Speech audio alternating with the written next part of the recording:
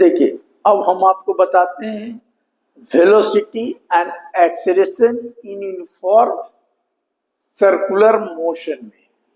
तो अभी हम आपको बताएं कि कोई ये सेंटर है, ये रेडियस है, ये angle subtended at the centre theta है, ये आर्क है, ये टी इक्वल टू 0 पर यहां पर था। After T second the body at P. अब सवाल उठता है कि आपने पोजीशन पढ़ा है, पोजीशन वेक्टर बताया है, तो अब देखिए ओमेगा बराबर क्या जानते हैं, थीटा बाई टी। तो ओमेगा बराबर थीटा बराबर क्या होगा, ओमेगा टी। ठीक है, अब माने positions of particle at P क्या होगा, the positions of particle at P, P पर क्या होगा। तो हमको देखिए हम इसलिए यहाँ पर वेक्टर यूज कर दे रहे हैं कि फॉर्मूला तो जानते हैं। अगर आपको दिक्कत है तो दो मेथड से भी प्रूफ होता है। जो एक्सेलरेशन देखिए यहाँ पर क्या हो रहा है, यहाँ पर स्पीड चेंज हो रहा है। तो एक का मान लीजिए इसका स्पीड ले लिया v1, एक का ले लिया v2, ठीक है, इस पर एंगल थीटा बना, तो चेंज इन वेलोसिटी क्या होगा, डेल v, समझे। और इससे कंपेयर करके प्रूफ करता है, बहुत सारा किताब में प्रूफ किया है। लेकिन हम उस चीज को इसलिए कि पिछले ईयर बताए थे ऐसा ऐसा किताब में रहता है तो कर दीजिएगा प्रूफ, समझे। उसके बाद सिमिलर ट्रायंगल कर दीजिएगा, इतना इक्वल टू ई ले लीजिएगा और एक v1 और v2 ले लीजिएगा, आपका प्रूफ हो जाएगा। लेकिन हम कैलकुलस से शुरू करना चाहते हैं क्योंकि आपको हम वेक्टर बहुत पढ़ाया है। मतलब वेक्टर का नॉलेज हम इतना दिया है कि आप खाली वेक्टर का वीडियो देखेंगे तो बहुत कुछ समझ में आ जाएगा, समझे। तो हमने ये आर वेक्टर है, इस पॉइंट पर है, तो इस पॉइंट पर आप कोई भी क्या होता है, एक एक्स एक्सिस होता है, एक वाई एक्सिस, इस पॉइंट पर भी ऐसी होगा। तो हम क्या कर रहे हैं कि हम जानते हैं आपको कि देखिए हम आपको बताए हैं क्या कि कोई वेक्टर है, अगर ये वेक्टर है, ठीक है, ये आर है, ये एक्स एक्सिस है, ये वाई एक्सिस है, ये एंगल थीटा है, तो इधर क्या हो जाएगा, आर कॉस थीटा, इधर क्या होगा, आर साइन थीटा। कोई दिक्कत नहीं। एक्स एक्सिस की ओर यूनिट वेक्टर क्या होता है, आई, इधर क्या होता है, जे। तीन प्लेन में तो लिया नहीं, टू डायमेंशन, इसलिए आई और जे लिया। तो मेरा position of particle at P क्या हो जाएगा, तो देखिए पोजीशन ऑफ पार्टिकल मेरा हो जाएगा आर कॉस थीटा। तो थीटा के जगह हम ओमेगा आई लिख दें, आई प्लस ई क्या हो जाएगा, R sine omega T into J. मेरा इक्वेशन आ गया, माने position of particle at P मेरा जो होगा इतना होगा। ये सब तो वेक्टर, इसलिए हम थोड़ा वेक्टर से बताते हैं कि देखिए अब आप 9, 10 का बच्चा, 10 के बच्चे नहीं है, 11 पढ़ रहे हैं, 11 में इंजीनियरिंग का तैयारी करेंगे, तो हर चीज आपको ये सब ध्यान रखना है। नहीं तो लोगों को मैकेनिक्स नहीं समझ में आता है, बहुत लोगों को कहता है कि हमको बहुत ऊपर से पार हो गया। तो छोटा छोटा चीज आपको ही ध्यान रखना है, अगर आप ध्यान नहीं रखेंगे तो नहीं समझेगा। अब हम इतना कर दिया, ऐसा तो बहुत जगह हम किया है। अब देखिए अभी क्या है, आर डिस्टेंस है, ठीक है। आपको हम बताए शुरू में बताए हैं कि dx by dt होता है तो वेलोसिटी होता है, पढ़े हैं। ये एक्स एक्सिस की ओर हो जाएगा, अगर y की ओर होगा तो dy dt कर देंगे, अगर पोजीशन है तो dr by dt कर देंगे, माने सब चीज वेलोसिटी है। तो ई है आर पोजीशन, तो इसको हम लोग डिफरेंशिएट कर देते हैं। तो dr by dt क्या हो गया, ये क्या हो गया, वेलोसिटी, माने वेलोसिटी ऑफ सर्कुलर पार्टिकल का। तो वेलोसिटी dr by dt की है, ठीक है। तो टी के विथ रेस्पेक्ट तो आर दोनों में है, तो आर बाहर लिख दीजिए। चलिए अब देखिए इसका डिफरेंशिएशन क्या होता है, तो माइनस साइन ओमेगा टी का 1 हो गया। इसका डिफरेंशिएशन करेंगे तो क्या होगा, प्लस आर तो बाहर लेंगे साइन का, कॉस ओमेगा टी और टी का 1 तो ओमेगा हो जाएगा। तो यहां क्या आ जाएगा, देखिए यहां आ गया, देखिए टी का 1 ओमेगा टी और टी का 1 इंटू ओमेगा, ओमेगा रहेगा ना इसमें भी, जैसे इसमें साइन का कॉस ओमेगा, टी का 1 तो ओमेगा तो रहेगा ओमेगा। तो देखिए ओमेगा दोनों में है तो ओमेगा भी बाहर ले लीजिए। तो क्या बच गया, बोलिए, ये क्या बच गया, साइन ओमेगा टी, ठीक है, plus cos omega T D R by D T.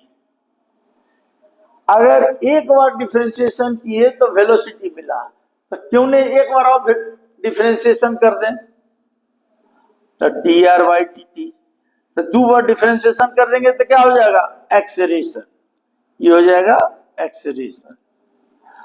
अब देखिए ये क्या हो जाएगा, आर ओमेगा, फिर ओमेगा बाहर आ जाएगा, ये हो जाएगा साइन का क्या होता है कॉस ओमेगा टी, तो कॉस ओमेगा टी, ठीक है।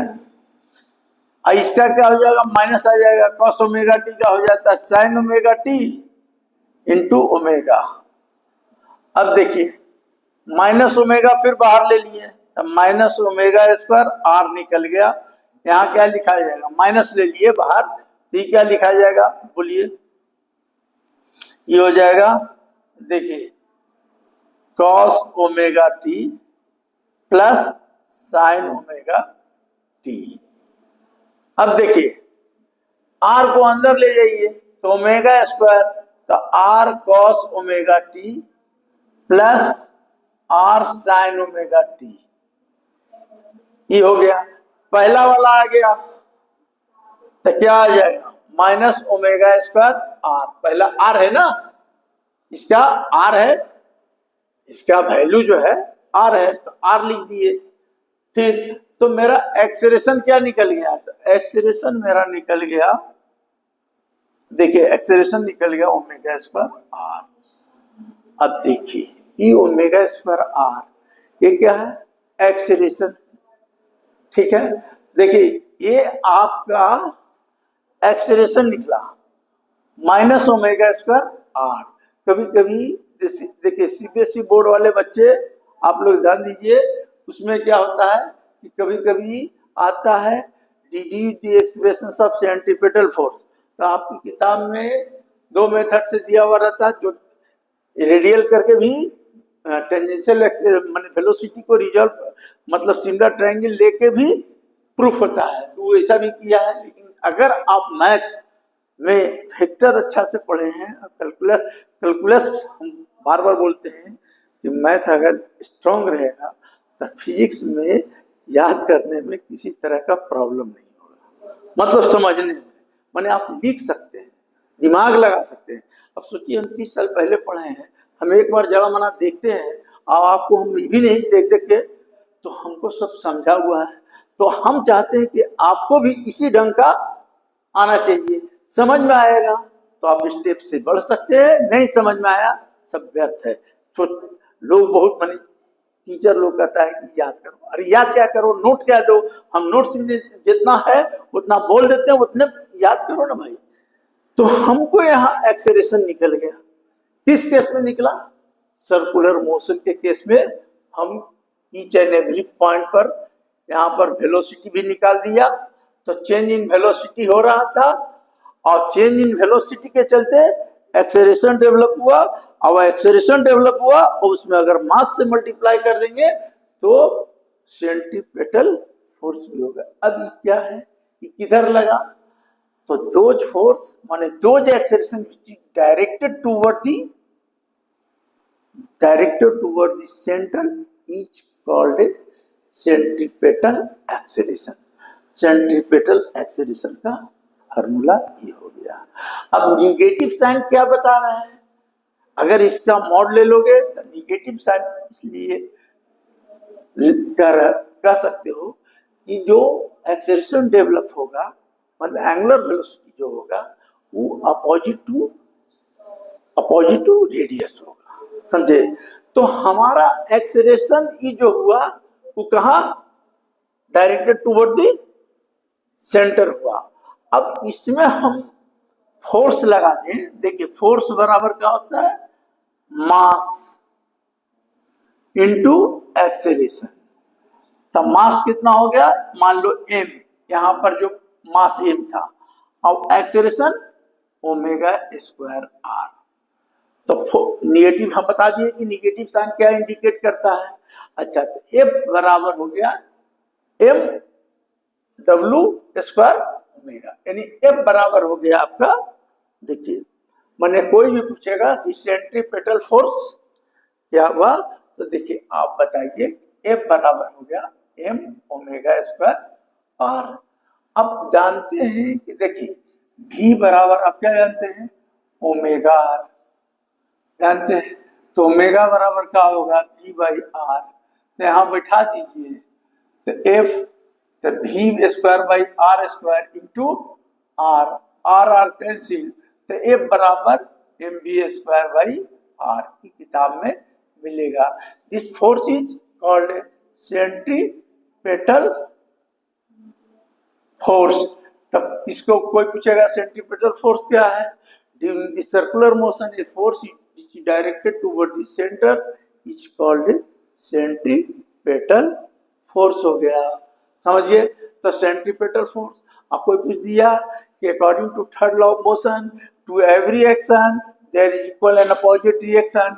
तो सेंट्रीपेटल फोर्स इधर लगा तो इसके अपोजिट में एक फोर्स लगेगा, उसको हम लोग सेंट्रीफ्यूगल फोर्स कहते हैं।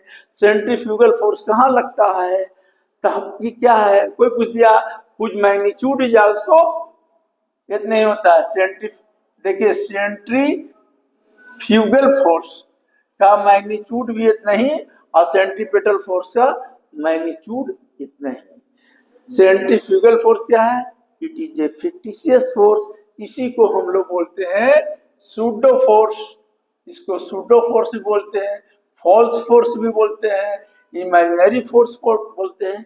माने those force which is act away from the centre is called a centrifugal force whose magnitude is mv square by r, ठीक है। this force is applicable in non-inertial frame of reference। non-inertial frame of reference, there are two types of the frame of reference होता है। एक हम आपको पिछले class में सब बताए हैं, आप लोग पढ़े हैं कि नहीं पढ़े हैं, मैंने आपको बार बार बोलते हैं कि याद रखने का। टू फ्रेम ऑफ रेफरेंस होता है। Frame of reference can be represented on coordinate system. Coordinate system का मतलब एक्स वाई जेड प्लेन से होता है। तो दो सिस्टम इन विच एक्सलेरेटेड रहेगा या रोटेटिंग मोशन रहेगा, उसमें ही सूडो फोर्स लगता है, समझिए। और तो ये हो गया आपका सूडो फोर्स। अब यहाँ पर एक चीज और आपको बताते हैं कि अभी जो इधर एक्सेलरेशन लगा, अब देखिए यहाँ पर जो एक्सेलरेशन लगा मान लीजिए, तो इसको कहते हैं हम लोग रेडियल एक्सेलरेशन। सुन लीजिए, अभी हम आपको बताए हैं कि देखिए ये सब थोड़ा सा ध्यान दीजिएगा तबे समझ में आएगा। सुन लीजिए, किताब में तो सब लिखा हुआ रहता है, ऐसा बात नहीं है, आप समझिए। तो देखिए इधर जो लगा इसका नाम हम लिख सकते हैं रेडियल एक्सेलरेशन। रेडियल एक्सेलरेशन क्या हो गया, तो ओमेगा स्क्वायर आर, सीधे ओमेगा स्क्वायर आर लिख सकते हो, ये रेडियल एक्सेलरेशन हो गया। अभी हम इधर जो वेलोसिटी लगता है, तो v बराबर क्या बताए थे, omega R. dv by dt कर देंगे तो क्या हो जाएगा, r constant d omega by dt। इसको r d बाई ओमेगा माने rate of change of angular velocity को बोलते हैं एंगुलर एक्सेलरेशन। ये अल्फा क्या है, याद रखिएगा, एंगुलर एक्सेलरेशन है। ई क्या हो गया, dv बाई dt क्या है, ई भी वेलोसिटी है, तो इसका नाम रख दो ft। ft का मतलब क्या हो गया, ft का मतलब हो गया कि ft का मतलब हो गया टेंजेंशियल एक्सेलरेशन। Tangential acceleration. अब पूछोगे टेंजेंशियल एक्सेलरेशन क्यों? क्योंकि टेंजेंशियल वेलोसिटी है तो इधर जो एक्सेलरेशन डेवलप होगा उसका नाम टेंजेंशियल एक्सेलरेशन। प्रॉब्लम बनाने के लिए सब छोटी छोटी बातें पर ध्यान दीजिएगा तब बनेगा। पढ़ोगे तो समझ में आएगा। थोड़ा सा ज्यादा भार मतलब ज्यादा डिफिकल्ट नहीं है, समझ में आना चाहिए। अगर समझ में आया तो किसी तरह का प्रॉब्लम नहीं बना तो भी चलेगा, लेकिन तुमको ये पता होना चाहिए कि अल्फा क्या है। तो alpha rate of change of angular fluid, angular acceleration है, और रेडियस है, तो मेरा टेंजेंशियल एक्सेलरेशन हो गया। अभी तुम बताओ कि एक टेंजेंशियल एक्सेलरेशन इधर हो गया, एक रेडियल एक्सेलरेशन अभी हम बताएं कैलकुलेट करके। अब देखिए, तो अब देखो, अब यहां पर देखो ये सब चीज कि देखिए, हल्ला मत कीजिए आप लोग। देखिए एक, अब यहां पर मान लो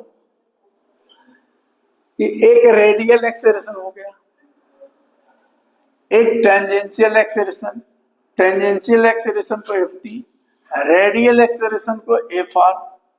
ठीक है, तो फिर वेक्टर लगा दो, फिर वेक्टर लगा दो, वेक्टर लगा दो। वेक्टर कहता है कि if the two forces, two velocity acting at one point, तो रिजल्टेंट कहां से जाएगा? यहां से। अब लो एक्सेलरेशन क्या हो जाएगा? एफ।